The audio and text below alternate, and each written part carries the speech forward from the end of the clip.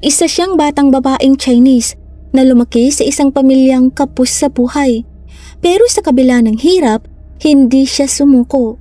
Sa sipag, tiyaga at determinasyon, siya ang naging kauna-unahang anak sa kanilang pamilya na nakapagtapos ng universidad. Para sa kanyang mga magulang, siya ang kanilang tagumpay, pangarap at pag-asa. Sa kabilang banda, ang lalaking magiging bahagi ng kanyang kwento ay nagmula sa isang mundong malayong-malayo sa kanya.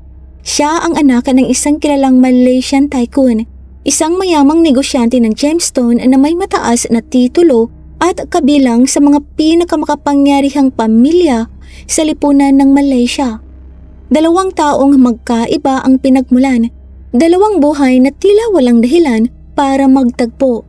Ngunit noong 2006 sa estado ng Kedah, Malaysia, nagsanib ang kanilang mga landas dahil sa isang krimeng magdadala sa isang legal na labanan na tatagal ng halos 18 taon.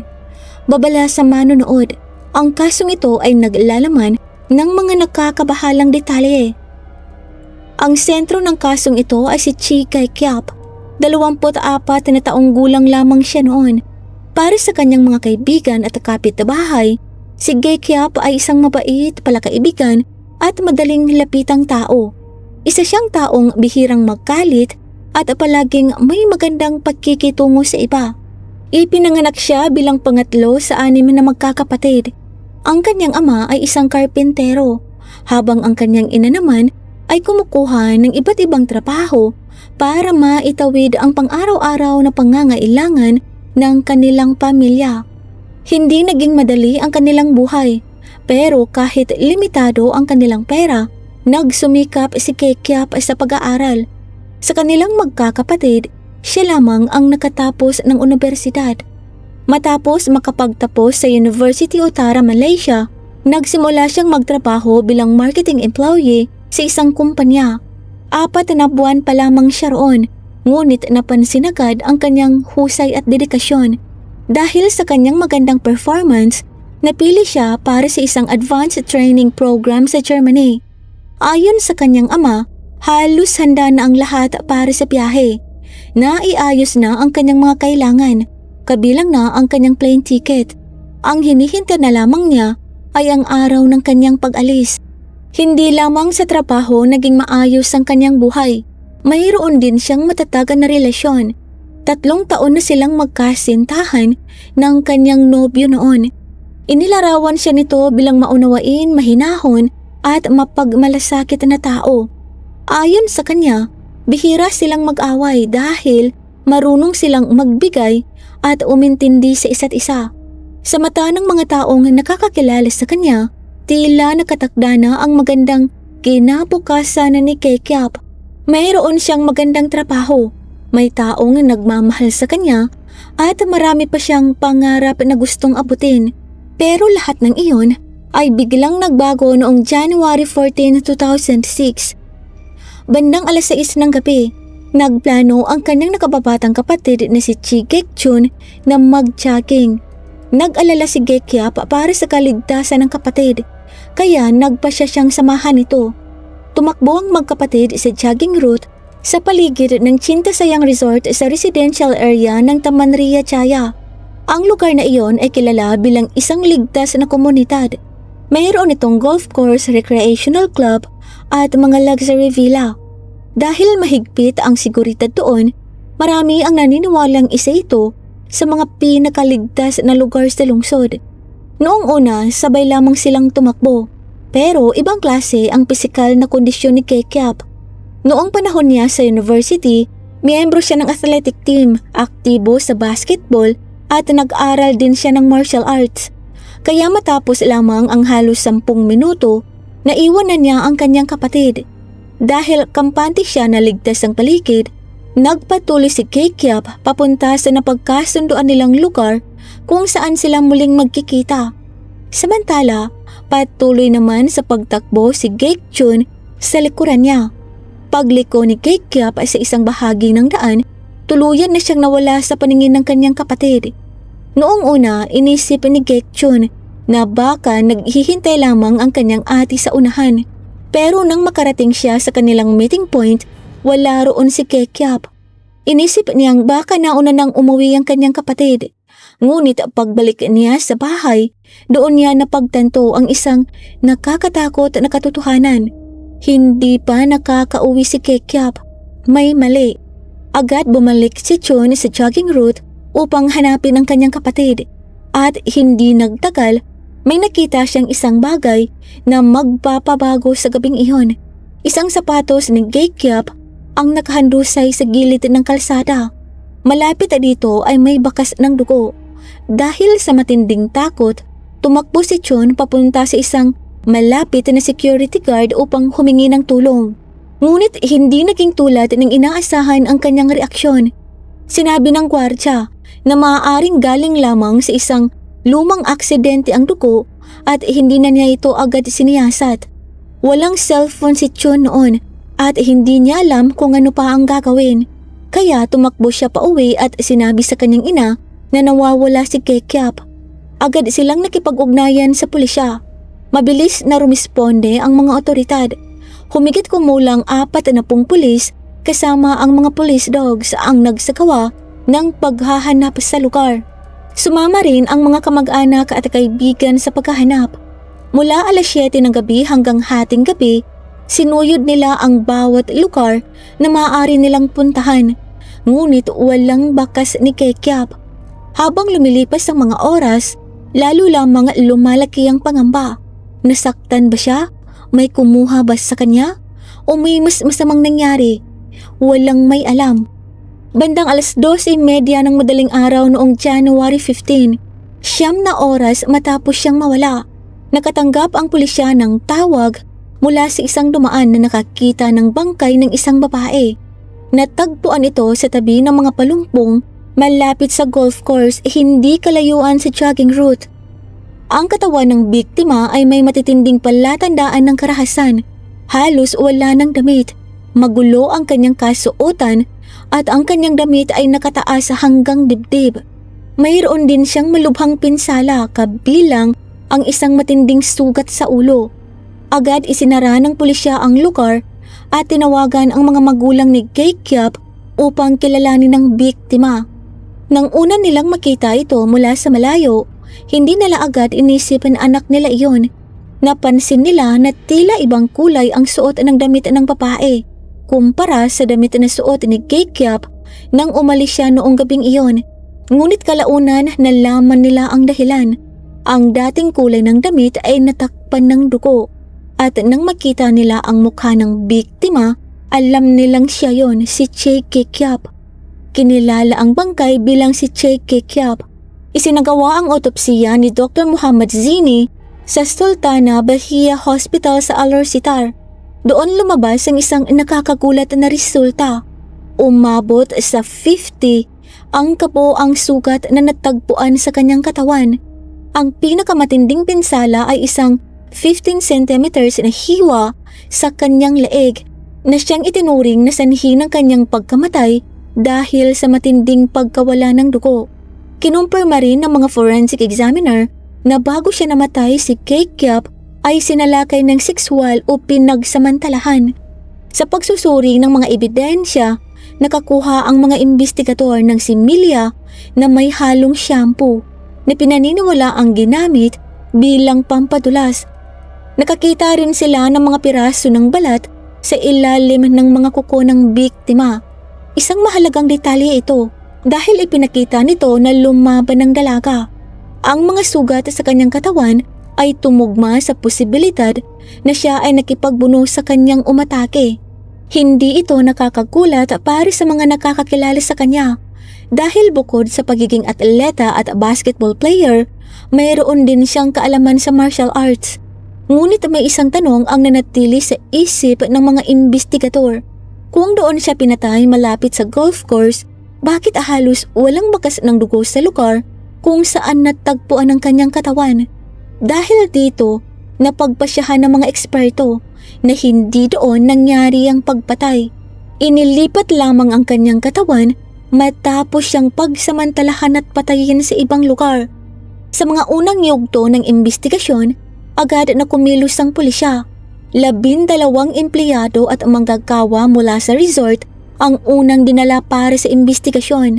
Ngunit matapos suriin ang kanilang DNA, isa-isa silang inalis sa listahan ng mga suspect dahil walang tumugma sa mga ebidensyang nakuha mula sa crime scene. Habang lumilipas ang panahon, unti-unting tumigil ang pag-usad ng kaso. 3 taon ang lumipas, ngunit walang nahuhuling suspect. Ang kaso ni Kikiap ay naging isang cold case, pero hindi sumuko ang kanyang ama na si Che Asaw. Linggo-linggo siyang pumupunta sa istasyon ng pulisya upang alamin ang progreso ng investigasyon at ipaalala na hindi dapat makalimutan ang kaso ng kanyang anak. Samantala, nagsagawa naman ng ilang civil organization ng mga marcha at pangangalap ng lagda upang humingi ng hustisya. Lalong lumakas ang takot ng publiko dahil hindi ito ang unang kaso ng pagkawala ng tao sa lugar. Naalala ng mga residente ang 2 unresolved na kaso noong 2001 sa kalapitan na Alorsitar, kung saan 2 tao ang dinukot at pinatay ngunit hindi pa rin nalulutas. Noong 2009, muling binuksan ng pulisya ang pagsusuri sa DNA mula sa mga dating nasuri na suspect at doon lumitaw ang isang pangalan, si Shahril Jafar, isang 28 years old na car trader. Lumabas sa bagong pagsusuri na tumugma ang kanyang DNA sa ebidensyang nakuha mula sa biktima. May iba pang detalye na nagdulot ng hinala sa kanya. Nakatira siya malapit sa lugar kung saan nawala si Kikiap at dati siyang nagmamay-ari ng isang itim na Proton, isang sasakyang tumugma sa nakita ng ilang saksi na mabilis na umalis sa lugar noong gabi ng pagkawala ni Kikiap. Ngunit bago pa man siya tuluyang maaresto, nakalaya muna si Shahril habang nasa proseso ng kaso. At doon siya gumawa ng isang hakbang na lalo pang nagpalalim sa kontrobersiya. Tumakas siya papuntang Perth, Australia. Doon siya kalaunan ay nakakuha ng permanent residency. Samantala, ang kanyang ama na si Datuk Jafar Salamuddin, isang kilalang negosyante ng Jamestown, ay tinanong din ng mga otoridad. Inamin nito na itinapon niya ang isang kutsilyo na nakita niya sa kanilang bahay at ibinenta ang itim na Proton matapos ang krimen. Mga pangyayaring lalo lamang nagdagdag ng tanong sa isang kasong matagal nang naghahanap ng kasagutan. Noong January 17, 2012, bumalik si Shahril sa Malaysia. Ngunit pagdating niya sa Kuala Lumpur International Airport, agad siyang inaresto. Noong February 2, 2012, formal siyang kinasuhan ng murder. Noong 2013, nagsimula ang paglilitis sa Alorsital High Court. Ayon sa prosekusyon, si Shahril ang dumukot, umatake at pumatay kay Kikiap. Ipinresenta rin ng medical expert ang kanilang findings tungkol sa sugat sa leeg ng biktima. Ayon sa kanila, ang sugat ay ginawa habang si Kikiap ay nasa kalagayang bahagyang may malay pa. Ngunit may isang bagay na hindi nila napatunayan. Hindi nila makumpirma kung nag-iisa lamang ang gumawa ng krimen o kung may iba pang taong kasama ang suspect. Noong June 25, 2013, naglabas ng desisyon ng High Court. Pinawalang sala si Shahril Jafar. Ayon sa korte, bagamat may DNA na nag-uugnay sa kanya sa biktima, hindi ito sapat upang patunayan ng walang pag-aalinlangan na siya ang gumawa ng nakamamatay na sukat sa leeg ni Kikiap. Nanatiling bukas ang posibilidad na may ibang taong sangkot sa pagpatay. Ang desisyong iyon ay nagdulot ng matinding emosyon mula sa pamilya at publiko. Matapos marinig ang hatol, sinubukan ng ama ni Kikiap na tumalon mula sa ikalawang palapag ng courthouse, ngunit napigilan siya ng mga taong nasa paligid. Nagkaroon ng malawakang pagkadismaya at galit mula sa publiko. Isang petisyon ang inilunsad at umabot sa mahigit 100,000 signatures.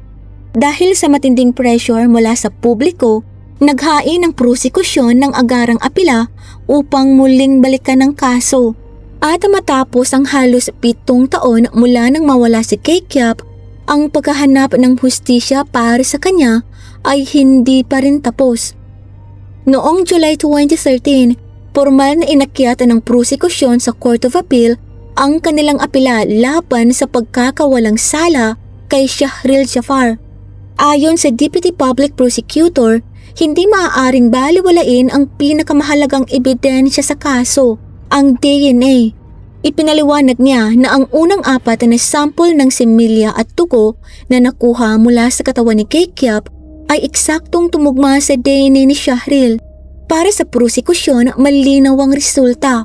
Ang ebidensyang iyon ay hindi maaaring isantabi.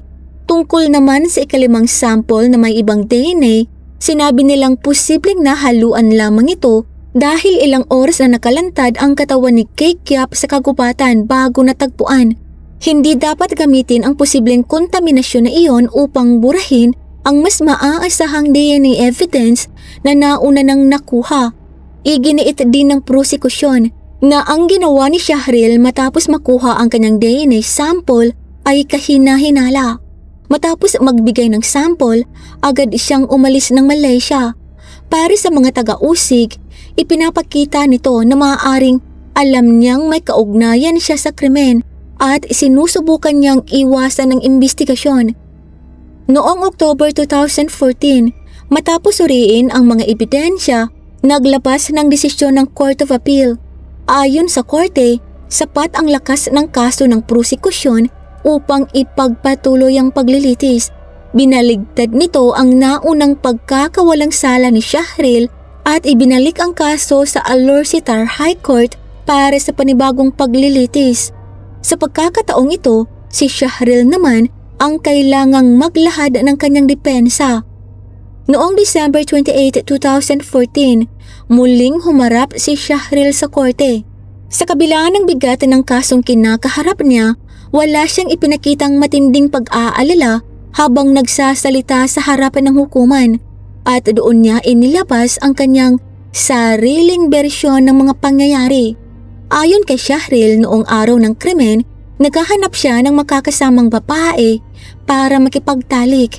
Sinabi niyang nakipag-ugnayan siya sa isang kakilalang nagngangalang Wayne upang humanap ng babaeng makakatalik. Ayon sa kanyang salaysay, sinabi raw ni Wayne na naayos na ang lahat at kailangan na lamang niyang iparada ang kanyang sasakyan malapit sa isang club kung saan lalapit ang babae sa kanya. Ikinuwento ni Shahril na isang Chinese na babae ang kusang lumapit sa kanyang sasakyan noong gabing iyon. Ang babaeng yon ayon sa kanya ay si Kekiap. Sabi niya, nagkaroon sila ng pagtatalik sa loob ng kotse nang walang proteksyon. Pagkatapos nito, binayaran umano niya si Kekiap ng 350 ringgit bago ito umalis. Sinabi rin niyang kinabukasan lamang niya nalaman na may masamang nangyari sa babae at pagkatapos noon ay nawala na si Wayne. Ang depensa ni Shahril ay simple. Nandoon ang kanyang DNA dahil may nangyaring voluntaryong pagtatalik sa pagitan nila. Ngunit wala siyang kinalaman sa pagkamatay ni Kekiap. Nagkaroon ito ng matinding epekto sa pamilya ng biktima. Para sa kanila, ang kwento ni Shahril ay hindi lamang depensa. Isa itong pagtatangkang sirain ang pangalan ni Kekiap matapos ang kanyang kamatayan. Hindi naniwala ang prosekusyon sa bersyon ni Shahril. Tinukoy nila ang ilang hindi pagkakatugma sa kanyang kwento. Una, sinabi nilang mahirap paniwalaan na magkakaroon ng bayarang pagkikipagtalik sa isang hindi kilalang babae sa loob ng kotse, lalo na sa oras at lugar na sinabi ni Shahril. Pangalawa, kinwestiyon nila kung bakit hindi siya gumamit ng proteksyon kung totoong kusang loob ang nangyari. Ngunit ang pinakamahalagang punto ay ang presensya ng shampoo na natagpuan sa loob ng katawan ni Kekiap. Ayon sa mga investigador, maaaring ginamit ito bilang pampadulas. Para sa prosekusyon, suportado nito ang konklusyon na hindi voluntaryo ang nangyari. Tungkol naman sa hindi kilalang DNA sample, iginiita ng prosekusyon na isa lamang itong kontaminasyon at hindi nito binabago ang malinaw na resulta ng iba pang DNA evidence. Humawak din ng depensa ang ama ni Shahril na si Jafar. Ngunit naging problema rin ang kanyang mga sinabi sa korte. Napansin ng prosekusyon na hindi tugma ang kanyang testimonya sa mga nauna niyang pahayag sa mga investigador. Noong una, inamin ni Jafar na itinapon niya ang isang kutsilyo na pinaniniwala ang may kaugnayan sa pagpatay at ibinenta ang itim na pruton ng pamilya. Ngunit nang humarap siya sa korte, iba na ang kanyang sinabi. Itinanggi niyang may ganoong kutsilyo at sinabi niyang ibinenta lamang niya ang sasakyan dahil gusto niyang bumili ng mas malaking kotse. Ang mga pagbabago sa kanyang kwento ay nagdulot ng tanong, may itinatago ba siya? Pinoprotektahan ba niya ang isang taong sangkot? Gayunpaman, walang isinampang hiwalay na kaso o inisyong arrest order laban sa kanya. Matapos ang ilang buwan ng paglilitis, nagharap ng kanilang huling argumento ang magkabilang panig noong June 2, 2015. Sinabi ng abogado ni Shahril na bagamat malubha ang krimen, nananatili nilang iginiit na inosente ang kanilang kliyente. Ayon sa depensa, ang DNA lamang ang nagpapatunay na may sexual contact. Ngunit hindi nito otomatikong pinapatunayan ang panggagahasa o pagpatay. Idinagdag din nila na walang nakasaksi na si Shahril mismo ang dumukot kay Kekyap. Ipinagpaliban ng korte ang desisyon hanggang August 9, 2015 at nang dumating ang araw na iyon, binasag ng hukom ang katahimikan. Ayon sa korte, nabigo ang depensa na lumikha ng makatuwirang pagdududa. Ang kabuuan ng ebidensya, kabilang ang DNA results at mga hindi pagkakatugma sa testimonya ni Jafar ay sapat upang patunayan ang kaso laban kay Shahril. Natagpuan siyang nagkasala sa pagpatay kay Chi Kekyap. Sa batas ng Malaysia noong panahong iyon, ang parusa para sa murder ay otomatikong kamatayan sa pamamagitan ng pagbitay.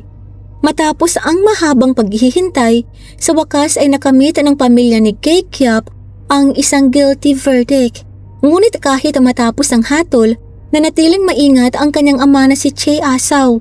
Sinabi niya sa mga reporter na makakaramdam lamang siya ng tunay na katahimikan kapag nakita niyang naipatupad ang sentensya at tama ang kanyang pag-aalala.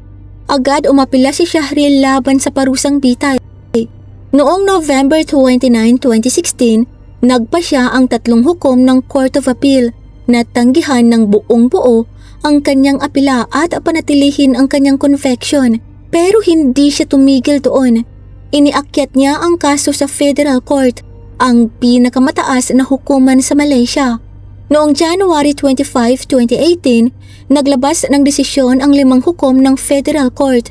Nagkakaisa nilang ibinasura ang huling apela ni Shahril. Ayon sa korte, sapat ang forensic at circumstantial evidence upang patunayan ang kanyang pananagutan sa pagkamatay ni Kekyap at ang petsang iyon ay may espesyal na kahulukan. Iyon din ang ika-61 na kaarawan ni Chi Asaw. Mula nang mamatay ang kanyang anak, 12 taon na ang nakalipas, hindi na niya ipinagdiriwang ang kanyang kaarawan. Para sa kanya, ang desisyon ng korte ang pinakamahalagang regalong natanggap niya. Sa puntong iyon, ubos na ang lahat ng legal na paraan ni Shahril upang baligtarin ang kanyang hatol. Ngunit nagkaroon pa ng pagbabago sa sistema ng hustisya ng Malaysia. Noong October 2018, inanunsyo ng gobyerno ang posibilidad ng pagbabago ng sentensyang bitay kabilang ang pagtanggal dito. Maraming mamamayan ang tumutol sa ideya. Para sa kanila, hindi lamang karapatan ng mga kriminal ang dapat isaalang-alang, kundi pati na rin ang sakit at paghihintay ng mga pamilya ng mga biktima. Mariing tinutulan din ng pamilya ni Kekyap ang pagbabago.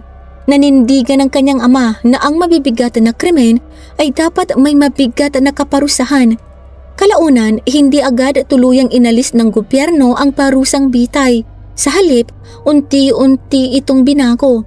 Noong April 2023, opisyal na inalis ng Malaysia ang mandatory death penalty at natural life imprisonment. Sa ilalim ng bagong sistema, maaaring pumili ang hukom sa pagitan ng parusang bitay o pagkakakulong ng 30 hanggang 40 taon.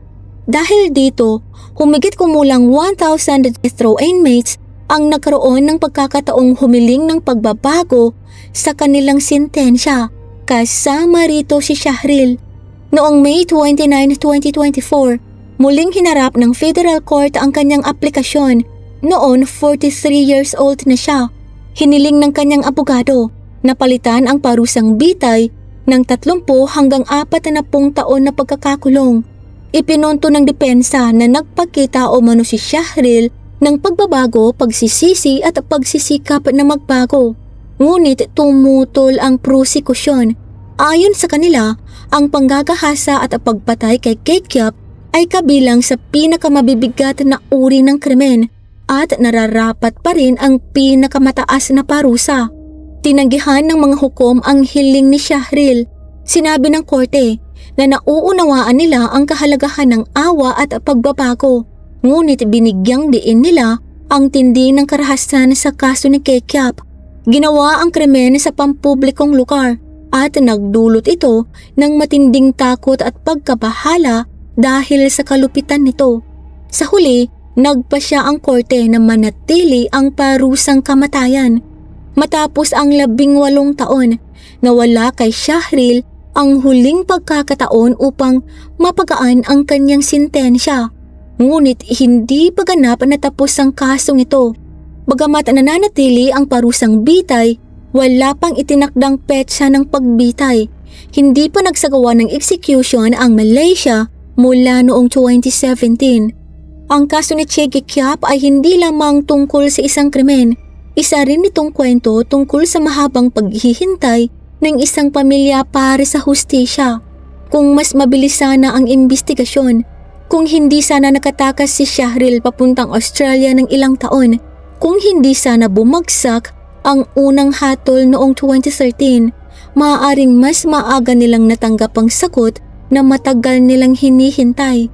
Halos 2 dekadang naghihintay ang pamilya ni Kekyap, isang babae na dapat ay papunta sa Germany upang ipagpatuloy ang kanyang pangarap. Isang taong puno ng pag-aasa ang kinabukasan, ngunit ang kanyang buhay ay natapos lamang matapos siyang lumabas para mag-jogging. Hanggang ngayon nananatiling paalala ang kasong ito kung gaano kabigat ang epekto ng mabagal na hustisya sa mga pamilyang naiwan ng mga biktima. Ano ang masasabi mo tungkol sa kasong ito, sa nakaraan ni Shahril at sa halos 2 dekadang pagkikipaglaban ng pamilya ni Kekyap para sa hustisya? Ito lamang po para sa araw na ito. Maraming salamat po sa pagsubaybay. At para po sa early access sa ating mga upcoming videos, join po kayo sa ating Crimes in Tagalog Stories Fam. Nasa description po sa ibaba ang link. Ito lamang po para sa araw na ito. Magkita po tayo sa susunod na kwento. At sa muli, mag-ingat po tayong lahat. Paalam!